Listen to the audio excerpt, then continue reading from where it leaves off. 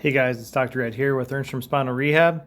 It's hashtag IF and STL, intermittent fasting in St. Louis. So today I'm doing a quick review on some of the things that we did last week with how people are eating too frequently, but then leading into the discussion I wanted to get into last week, but the video would have been way too long, and this is my third attempt at doing this video this week, and because the content is so big, it's hard to not do it short enough.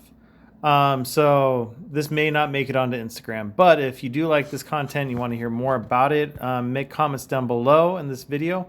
Also, if you're watching this on YouTube, like this video, subscribe to this video channel. Also hit the notification bell if you want to see more things that come from me in the weeks. This is week 5 of me doing these things, so this is pretty exciting, right? Okay, so getting back, I'm going to make this picture just a little bit smaller on the screen right now. Here we go. All right, the book that I'm referencing to here is The Complete Guide to Fasting by Jason Fung and Jimmy Moore. It's the same book that I used from last week's video. The page that we went to last time was here on page 46, where we were actually getting into the fact that this graph is showing us that people have gone over 40 years ago from eating 3 times a day to a total of about 6 times per day just 14 years ago. Now, chances are the habits could have gone up even more, or more of the population is eating more frequently in the day, so it could be one of those things.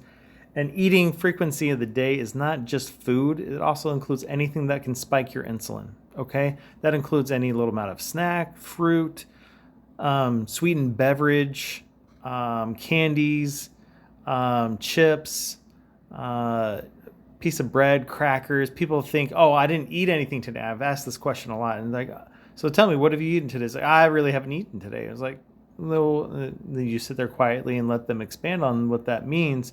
And a lot of times they usually just start breaking in as like, oh, I ate a couple grapes here, I ate some nuts there, or, I have a sweet tea that I sip on all day, or just a variety of different things that lead to insulin spiking, okay? Insulin spiking leads to frequency.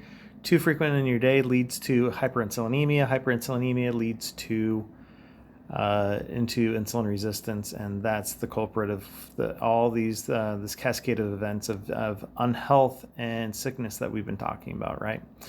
Okay, so let's move into the next page here, which is page 47, and move into this. So this page is going to be really crucial and critical about what it's going to mean to do the exact opposite, and how you don't die and faint or get sick due to the lack of energy while fasting.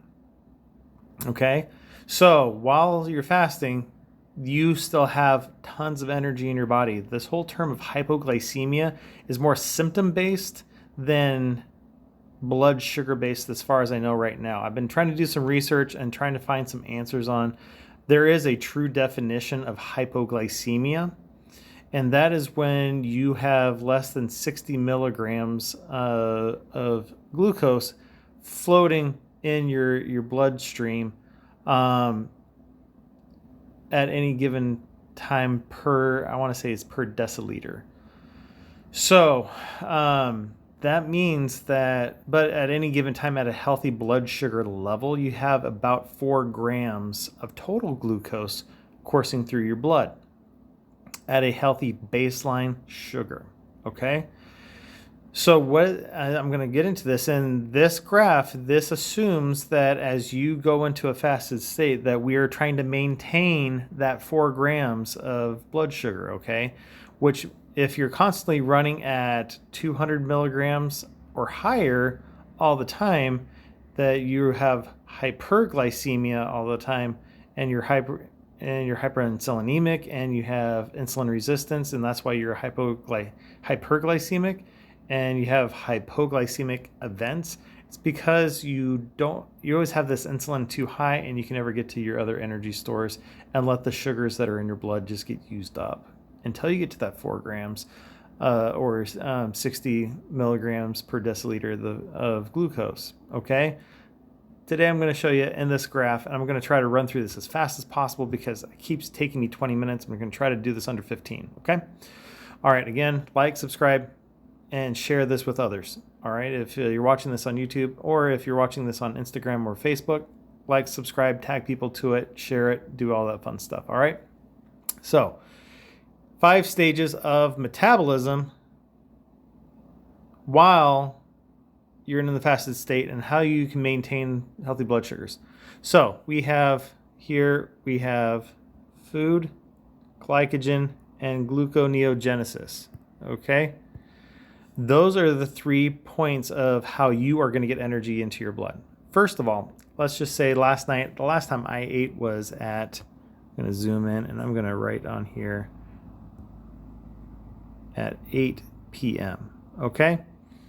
Now that I ate at 8 p.m., right now it is almost 6 o'clock if you can see at the top of my screen, which means that I am right about here at about 22 hours without eating.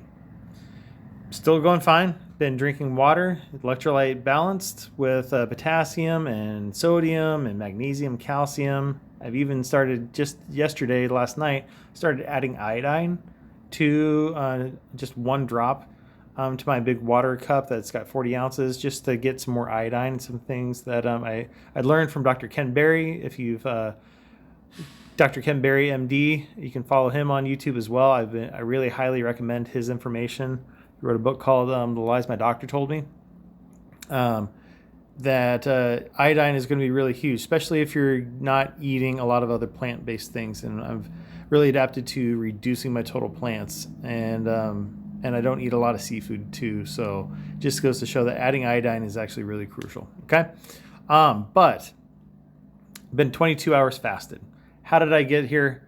How did I bridge the gap between the last bite of food that I ate last night at 8 o'clock and until now? Okay, let's get into this. So as you look at this, at my, you can see my little cursor here.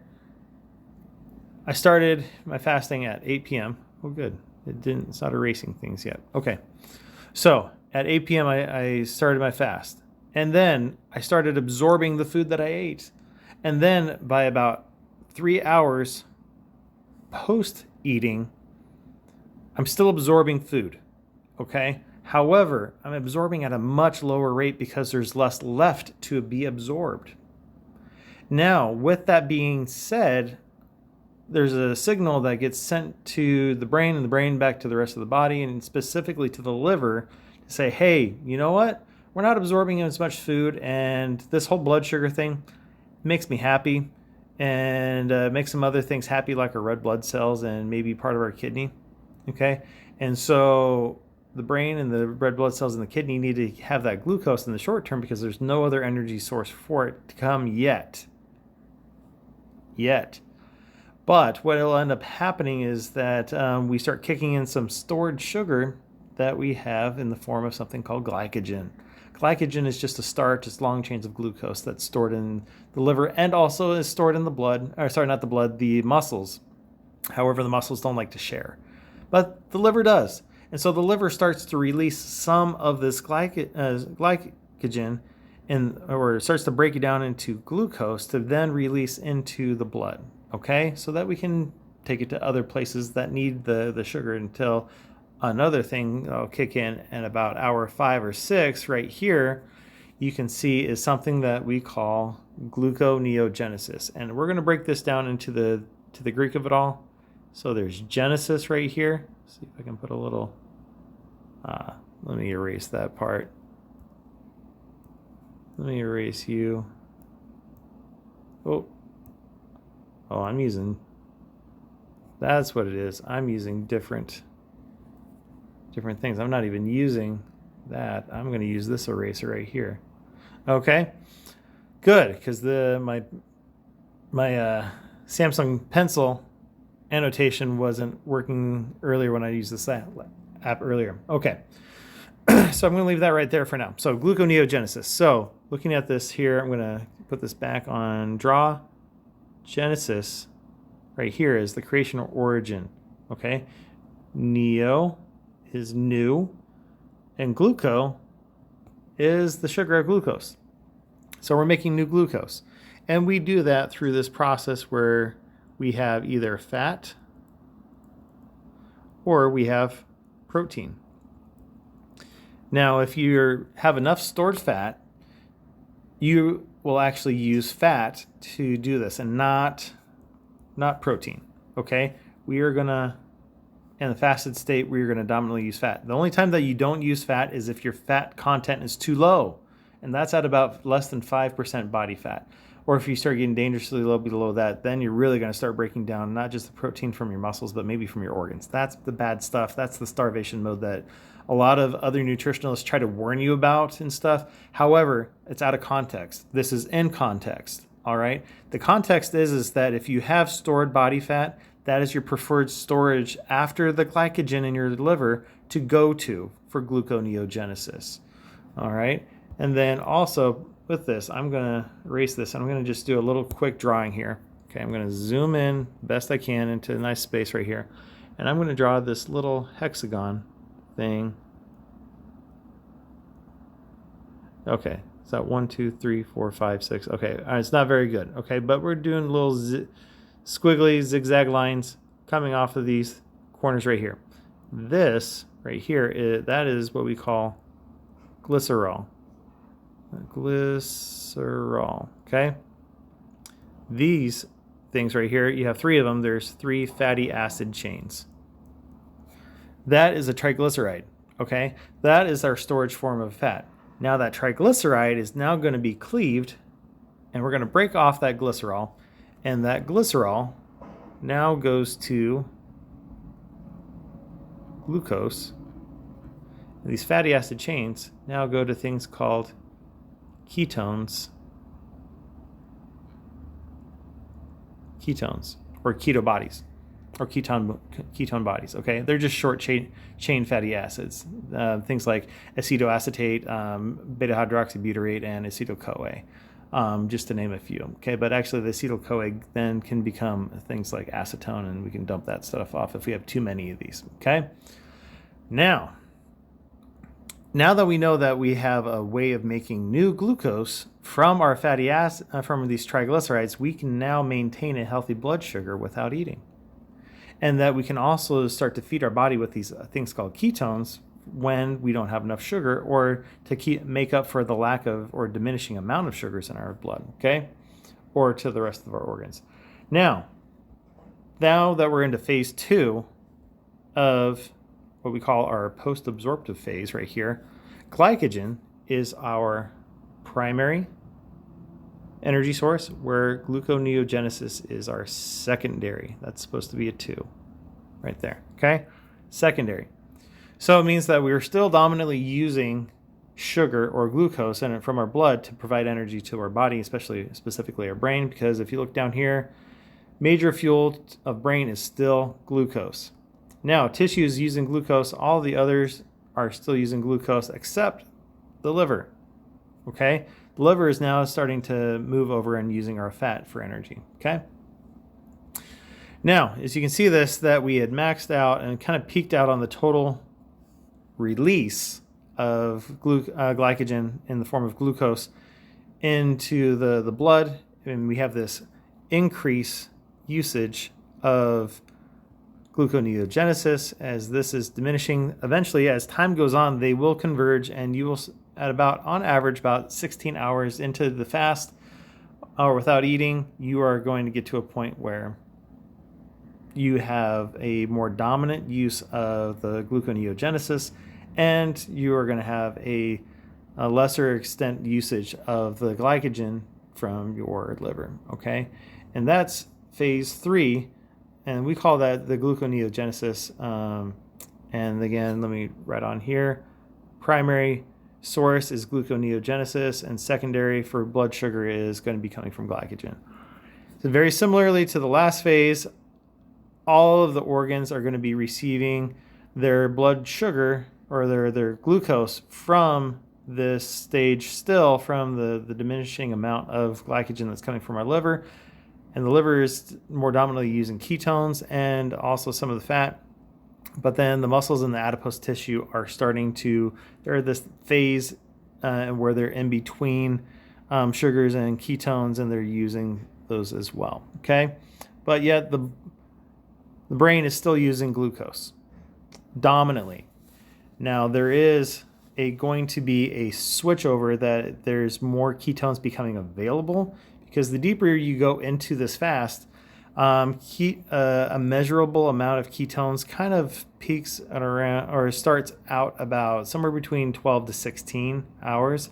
But the more dominant you are in this gluconeogenesis, the more ketones that are in your blood. I could probably take a ketone measurement right now and have appreciable amount of ketones to where somebody would call me in ketosis, right? Especially also since I haven't had any carbohydrates since Sunday. Okay, getting into this further here, there is a diminishing amount of your glucose from the glycogen, and you have this ramping up from the gluconeogenesis. Anything past that, eventually the tank is going to empty. The glycogen tank, just like the fuel tank in your car, had a finite amount of energy stored in it, and until you refeed it or refill the tank, it's going to eventually just run on fumes. Okay, so that's why once you get past that 24-hour period right here, it just starts to peter out a little bit. And then once you start getting past that, we start counting this into days. And the next phase, this phase 4 right here, we call that ketosis. And ketosis, your dominant blood sugar source is going to be only from gluconeogenesis, because you have completely depleted from your liver the glycogen stores. Now, if you haven't done any major activity or exercises, your muscles are still storing some of that glycogen. Okay, but again, they don't share. They don't put that back into the blood. Your only blood sugar source now is only from breaking down your fat and turning that into glucose and ketones. Okay, now cells that are still using sugar. Now, red blood cells don't have mitochondria, so they cannot aerobically utilize energy. So they can only use sugar to make their form of energy inside them. So they're going to definitely use the sugar in the blood. The brain, to a smaller extent at this point, is going to be more dominantly using the ketones. However, it still will use some of that sugar, okay? And then small amount of the muscle on top of that too. But the brain is now, again, glucose and ketone bodies. Now, getting into this last stage, and you can see after day 2, after 48 hours, you have this peak of breakdown per rate of time of gluconeogenesis, where it breaks and goes back down. But you can see that we're like 6 days later before you start really kind of bottoming out or hitting the bottom of that slope, to where you're almost 2 weeks into this before you've really done this. But you have diminishing returns on